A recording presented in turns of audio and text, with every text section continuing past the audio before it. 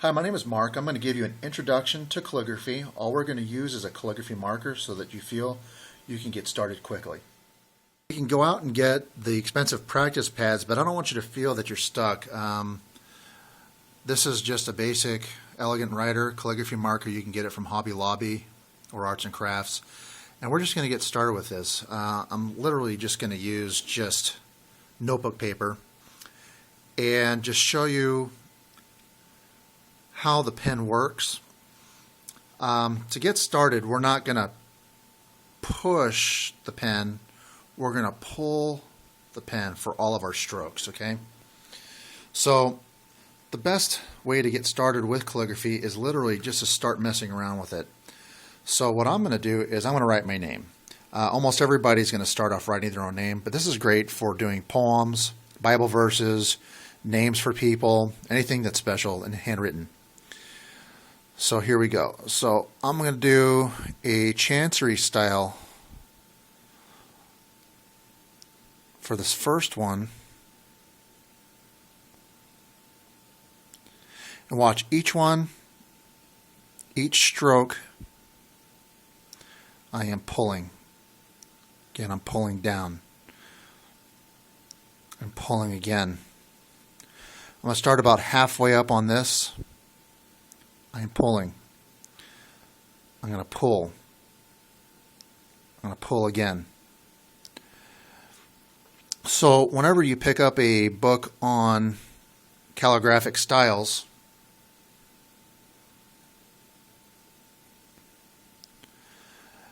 you'll know for each of the strokes that are demonstrated that each one is going to be pulled. I'm going slow so that you can see this.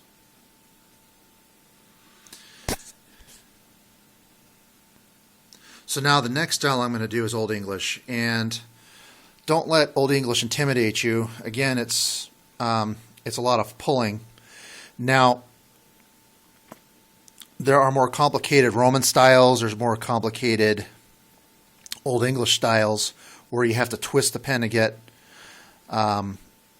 your style. So as I pulled, I kept my calligraphy pen. The secret was I kept my pen at about a 45-degree angle.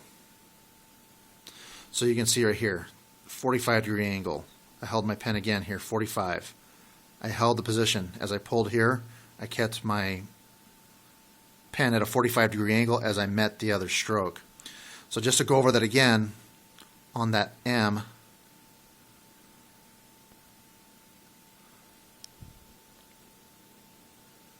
I'm keeping the pen in the same position, that way I can meet the stroke. That one came out a little different because I was looking through my camera and not right at the paper. So as long as you keep your pen at that 45, you're going to meet it right on. So now I'm just going to do a quick Old English style for you to see. This may not be exactly what you see in other books. It seems like each of the artists that had brought their own style of Old English to the table. Of course, they used variation. It's kind of like any handwriting. Everybody writes a little different, and calligraphic styles weren't very different. Everybody had their own sort of way of handling that style. So I want to get you feeling like there's rules,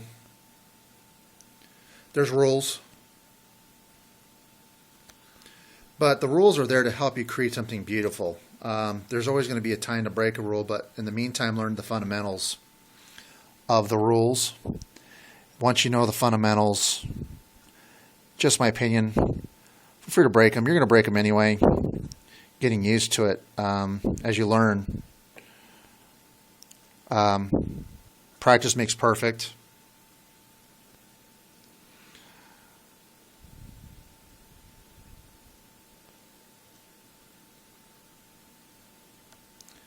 And again, this one's a style of Old English. And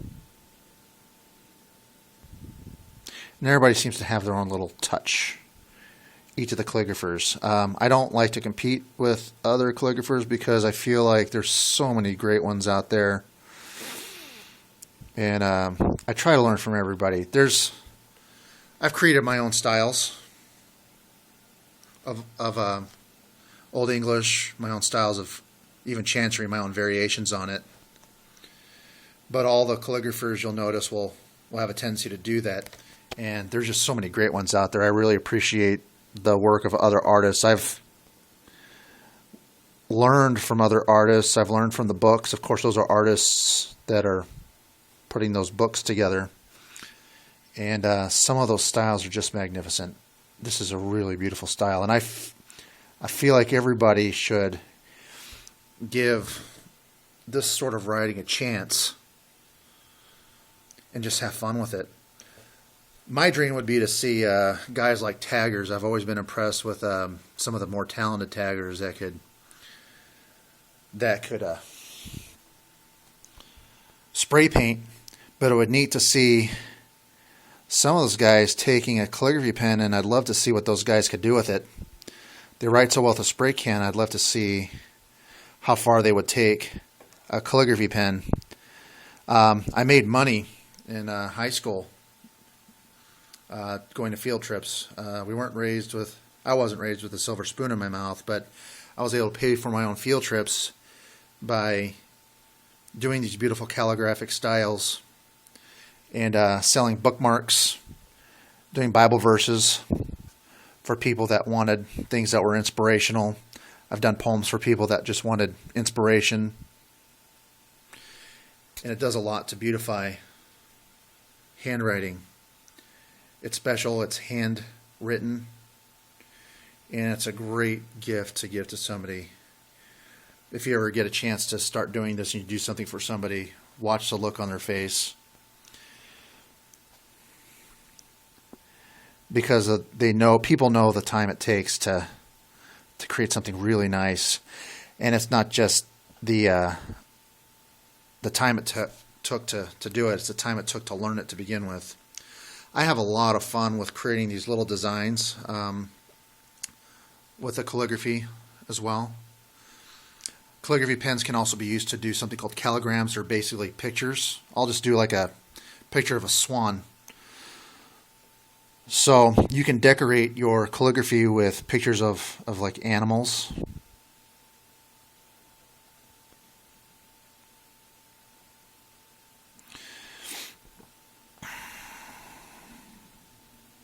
And this is my version of a calligraphic swan. And it's going to seem almost related to Chinese brushstroke, where the philosophy of Chinese brushstroke is the fewer the strokes to keep it simple until it's recognizable.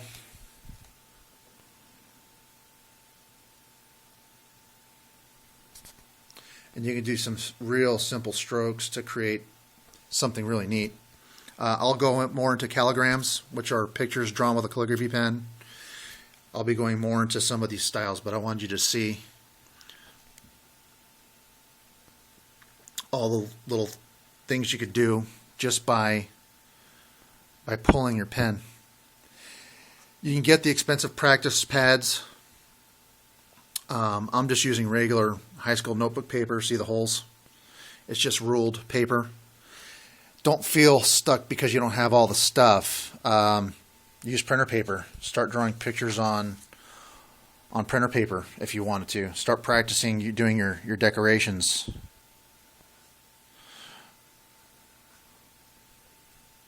I'm trying to hold my... some of the things you're going to need to do to practice your strokes is just practice some of these strokes. You're going to need to learn how to do them anyway. This is a very common stroke in many of the letters. Just practice it again and again until it feels smooth and you're used to it. In the beginning, you're going to be gripping your pen too hard. Another common stroke is just to go...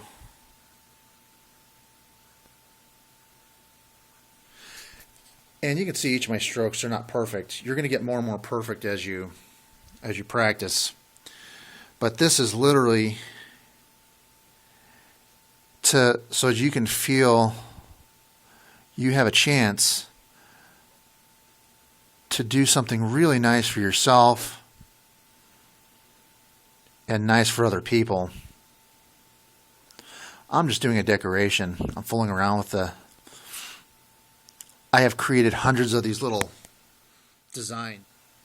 I've created hundreds of these little designs to add to my arsenal and bring out later, and I constantly design these little design strokes. Why am I doing this? Well, think about it. When you're a little kid and you start learning to write, just printing, kids are always drawing pictures first.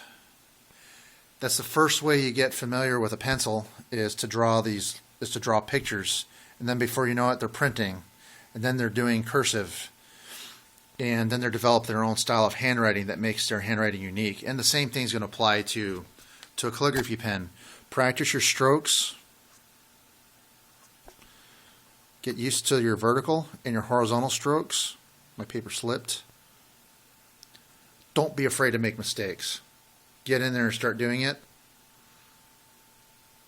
And I'm going to start posting more tutorials on calligraphy. Thanks for watching.